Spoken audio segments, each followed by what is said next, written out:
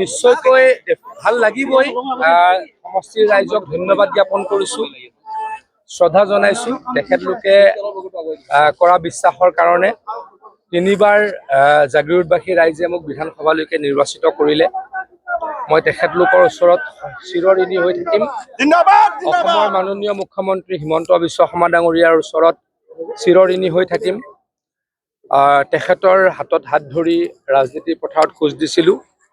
4বাৰকৈ বিধানসভালৈকে নিৰ্বাচিত হোৱাৰ সুযোগ পালোঁ। তেখেতৰ আশীৰ্বাদত মন্ত্ৰী হ'লোঁ, দলৰ আশীৰ্বাদত বিধায়ক হৈছোঁ, মন্ত্ৰী হৈছোঁ। গতিকে সকলোকে ধন্যবাদ জ্ঞাপন কৰিছোঁ, শ্ৰদ্ধা জনাইছোঁ। অসমৰ ৰাইজক বিশেষকৈ শ্ৰদ্ধা জনাইছোঁ। এতিয়ালৈকে 98টা 99টা সমষ্টিত বিজেপি NDA লিড কৰি আছে। এয়া হিমন্ত বিশ্ব শৰ্মা ডাঙৰীয়াৰ প্ৰতি ৰাইজৰ আশীৰ্বাদ, এয়া নৰেন্দ্ৰ মোদী ডাঙৰীয়াৰ প্ৰতি ৰাইজৰ মৰম। এই মৰম, এই আশীৰ্বাদ, এই শুভাশীষক লৈ আগন্তুক 5টা বছৰত হিমন্ত বিশ্ব শৰ্মা ডাঙৰীয়াই অসমক নিশ্চয়কৈ নেতৃত্ব দিব আৰু অসমে বেলেগ এটা স্তৰত গৈ উপস্থিত হ'ব বুলি মই অনুভৱ কৰোঁ। কংগ্ৰেছৰ ভাবি মুখ্যমন্ত্ৰী গৌৰৱ গগৈ কিন্তু অতি দুখজনক ঘটনা। কিন্তু তেখেতলোকৰ যথেষ্ট অহংকাৰ হৈছিল, বহুত বেছি অহংকাৰ হৈছিল। কংগ্ৰেছৰ ভাবি মুখ্যমন্ত্ৰী পদৰ প্ৰাৰ্থী গৌৰৱ গগৈ ডাঙৰীয়াই আনকি হু ইজ হিমন্ত বিশ্ব শৰ্মা বুলি ক'বলৈ কুণ্ঠাবোধ কৰা নাছিল। আজি যোৰহাটৰ ৰাইজে তেখেতক শিকাই দিলে, বুজাই দিলে হিমন্ত বিশ্ব শৰ্মা ডাঙৰীয়া কোন। মই শুনিছোঁ তেখেতে নিজৰ ৱাৰ্ডত হাৰিছে। মই শুনিছোঁ গৌৰৱ গগৈ ডাঙৰীয়া নিজৰ ৱাৰ্ডত হাৰিছে। লোকসভা নিৰ্বাচনত জিকিছিলে, আমি পৰাজয় স্বীকাৰ কৰিছিলোঁ। আমি পৰাজয় স্বীকাৰ কৰি ৰাইজৰ কাম কৰিবলৈ যত্ন কৰিছিলোঁ। কিন্তু লোকসভা নিৰ্বাচনত গৌৰৱ গগৈ ডাঙৰীয়া জিকি এনেকুৱা এটা পৰ্যায়লৈকে গুচি গৈছিল, এনেকুৱাকৈ অহংকাৰত মত্ত হৈছিল, এনেকুৱাকৈ মানুহক দুৰ্ব্যৱহাৰ, মানুহক মানুহৰ বুলি গণ্য নকৰিছিল, যাৰ ফলত হিমন্ত বিশ্ব শৰ্মা ডাঙৰীয়া মানুহক, যিজন অসমৰ নিৰ্বাচিত মুখ্যমন্ত্ৰী, যিজন ব্যক্তিয়ে 5 বছৰ তেতিয়ালৈকে, এতিয়া 6বাৰ হ'ল, 5 বছৰ তেতিয়ালৈকে বিধানসভালৈকে নিৰ্বাচিত হ'ল, তেতিয়ালৈকে 13 বছৰ মন্ত্ৰী হৈ আছিল আৰু 5 বছৰ মুখ্যমন্ত্ৰী হৈ আছিল। তেখেতকো হু ইজ হিমন্ত বিশ্ব শৰ্মা বুলি ক'বলৈকে কুণ্ঠাবোধ কৰা নাছিল। গতিকে তেখেতৰ এই দৰ্প অহংকাৰক যোৰহাটবাসীয়ে চূৰ্ণ কৰিছে, অসমবাসীয়ে চূৰ্ণ কৰিছে।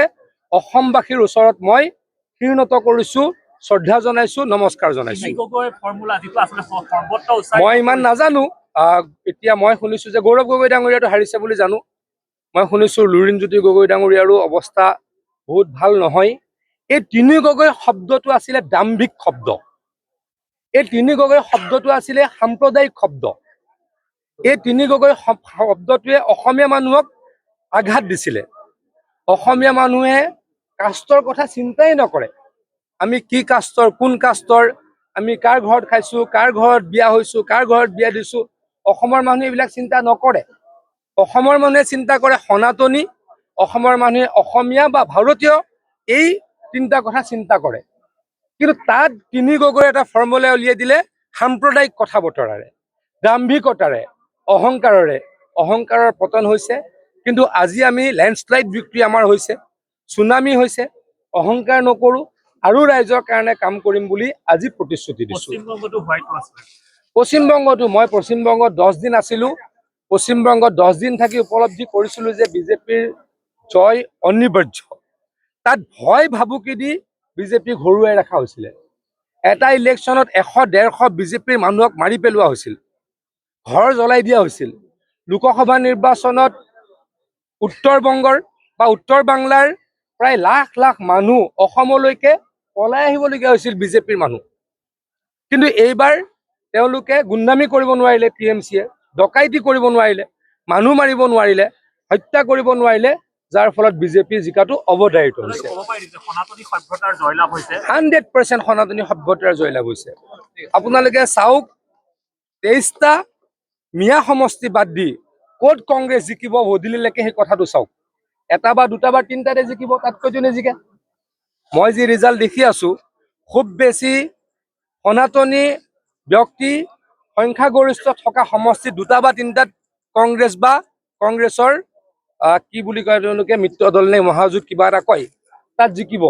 কংগ্ৰেছ ক'ত জিকিছে? মিয়াৰ ভোটত জিকিছে। আৰু আমি অসমৰ 100টাৰ ওচৰে পাজৰে সমষ্টিত জিকাৰ পথত অগ্ৰসৰ হৈছোঁ।